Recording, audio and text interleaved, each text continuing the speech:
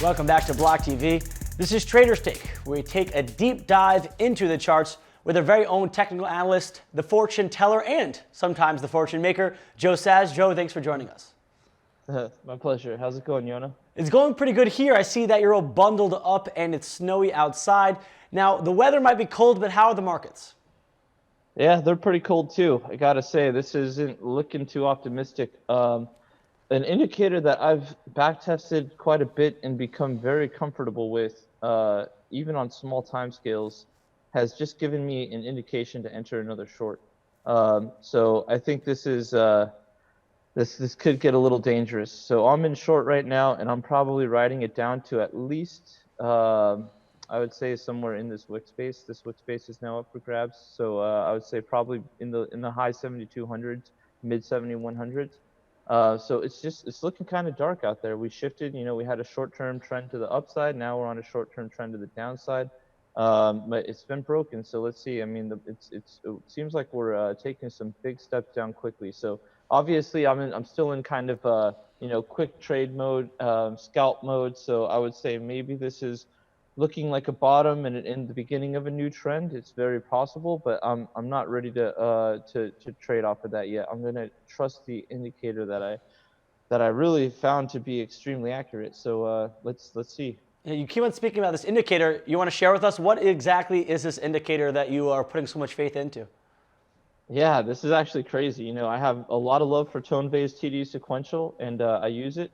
The thing is that Socrates created an indicator called the MSR, and it's like unbelievable. I mean, I just can't believe how accurate this thing's been.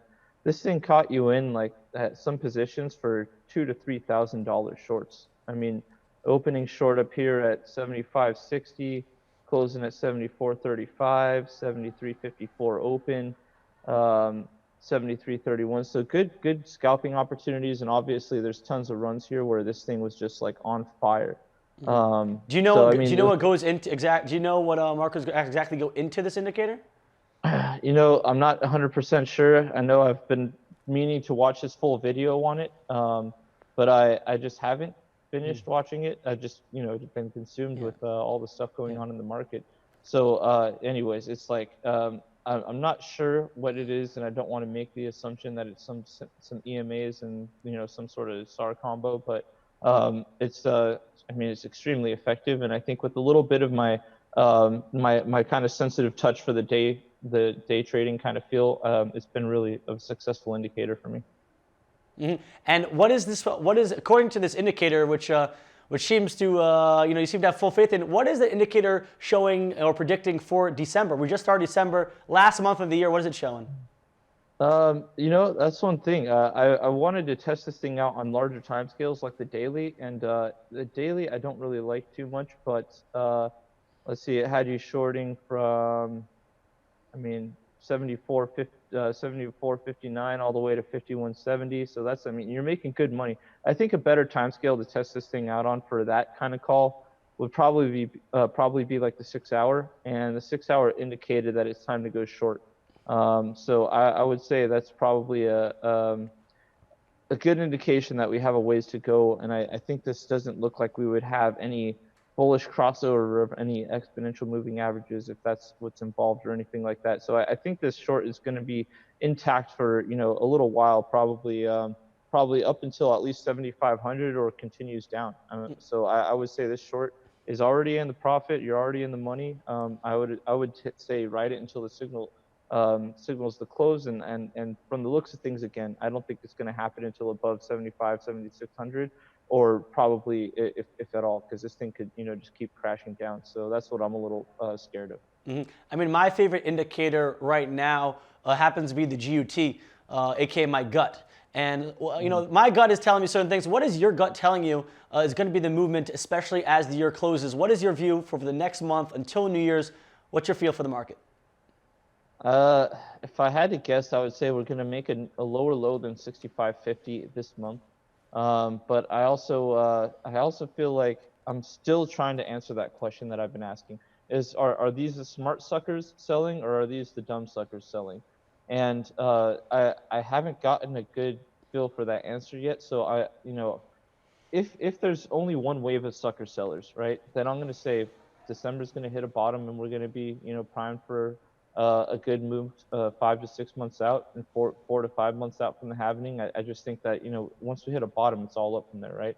So if we can bottom out somewhere or we have, then I would be very comfortable with saying that this month might see the $6,000 territory again, and hopefully we're done with that, and moving into the halving, hopefully we 3x or all-time high, and Bitcoin goes to the moon. So you see the bottom before the halving being around 6,000, and once you hit 6,000, that's it. It's all up until we hit halving.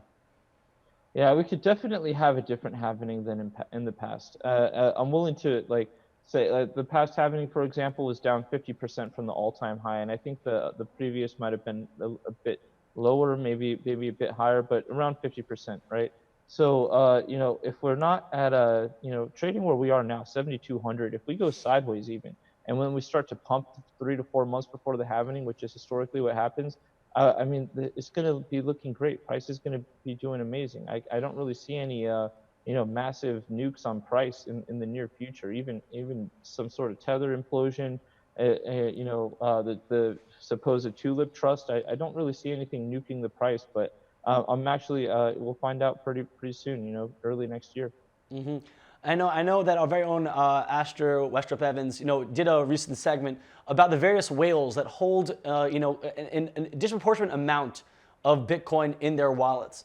And unfortunately, some of those being nefarious actors, such as the Plus token scammers, that some estimates say that they have over 200,000 Bitcoin. I mean, with holdings like that, with definitely those large amounts, and especially if you are, like them, if you got those Bitcoin through nefarious means and you're trying to offload them to trying to get your money and run, what effect do you see that having?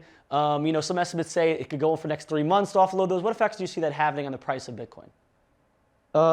I mean, it would be stupid to offload that 3 months from now, because if you have 200,000 Bitcoin in 5 years, you'll probably be able to afford the laws that can prevent you from going to jail. You know what I'm saying?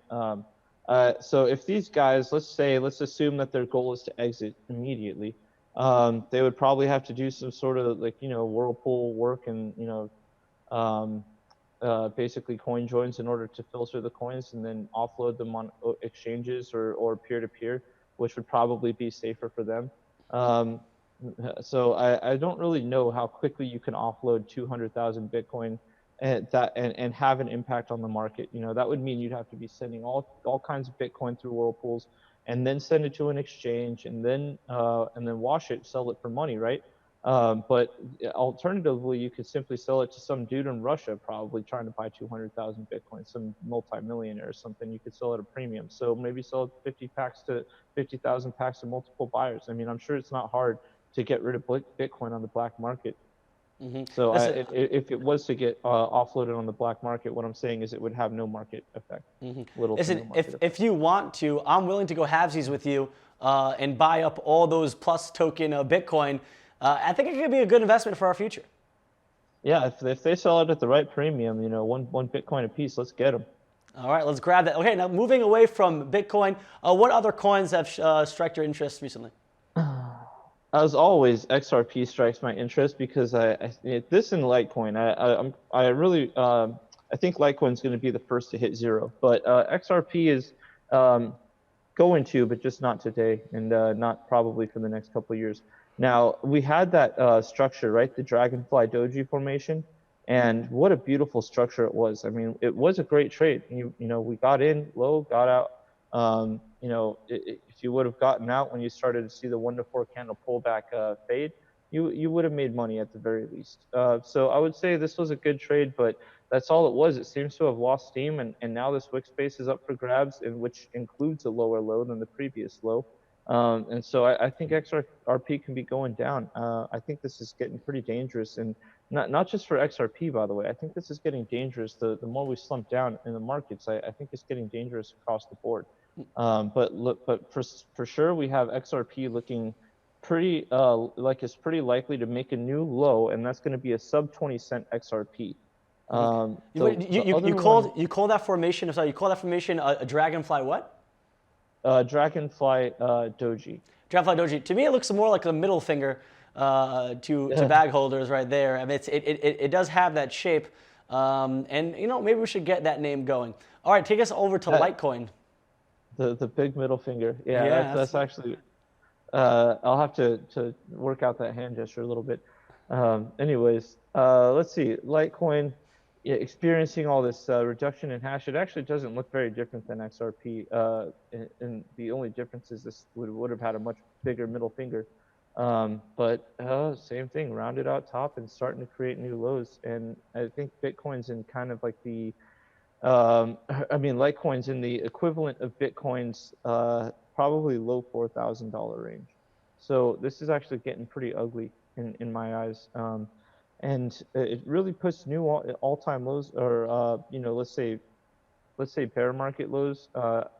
If we were to assume all this from September from 2017 all the way through to now is one bull market, then I would say that this is and we've now entered a bear market. Then I would say we're probably poised to make new bear market lows. We keep making low after low after low, and you can see that pretty clearly here. I mean, we're coming in pretty steep.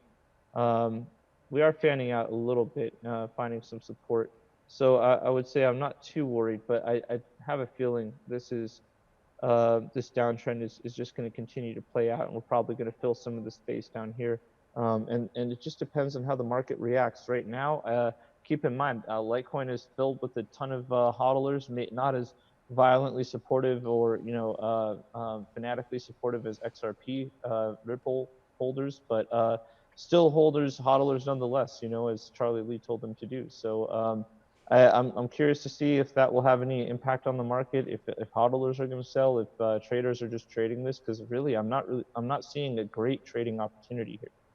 So this is just, that's why I don't touch garbage coins, man. I could have played that short-term XRP pump, but it's like I wouldn't have gotten much out of it, and I would have been pissed if I lost, more mad than if I lost Bitcoin. So I'm not seeing anything really, bright and shiny here. So but I still wouldn't short this. Mm-hmm. Now let's take a look over for a second if you have at Monero, because they recently launching their ASIC resistant upgrade for the algorithm. We'll see if that has there been any movement on their market though, because we see there's movement, especially when pertaining to their mining. How's their market been? Yeah, let's see. They hit the all-time high around June, same as everyone else. I haven't looked at them ever, so I just want to do a quick scan. April 2nd, they pumped with everyone else. Maybe had a little bit of a slope into that pump.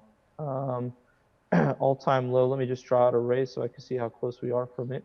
Let's see quickly here, and wow, we're actually coming really close, danger close to the bear market low. So this thing almost appears to have only, wow. This is a very different market structure. So it's like kind of half Bitcoin, half Litecoin. So anyways, it looks like we're going to make new lows. Yeah, I would put money on that. The impact of ASIC mining, ASIC resistant mining doesn't seem to have done anything, and still I don't think that that's something that anyone should really worry about anyways. But it just doesn't seem to have had any impact on the price. We have an 8% move to the upside days ago, November 27th. Maybe that was the announcement. Maybe the announcement was today and we're up 1.65%, not sure. But this is a 9 buy, so we have a technical play to go up, 1 to 4 candle correction. And so far we've been in a downtrend since. So technically speaking, I would say this thing's going to be making new lows in the next month, easy. A new like bear bull market low. I don't really know how people identify this. I personally identify this as one market cycle, 2017, 2018, bear market ending 2018, new bull market, mini bear market. So I think that this bear cycle is, particularly in Monero, is going to have a lower low than the previous bear market, which ended 2018. Mm-hmm. Joe, there's been a lot of FUD out there, of course, for many of the coins, but luckily, me and you have the opportunity to stop it. We're going to buy up all those plus token scam coins, or at least the Bitcoin that resulted from those scam coins, and we will protect the Bitcoin market. Joe Saz, thank you so much for joining me here on Trader Stake, and for all our viewers at home who are interested in more on blockchain and crypto, check out blocktv.com.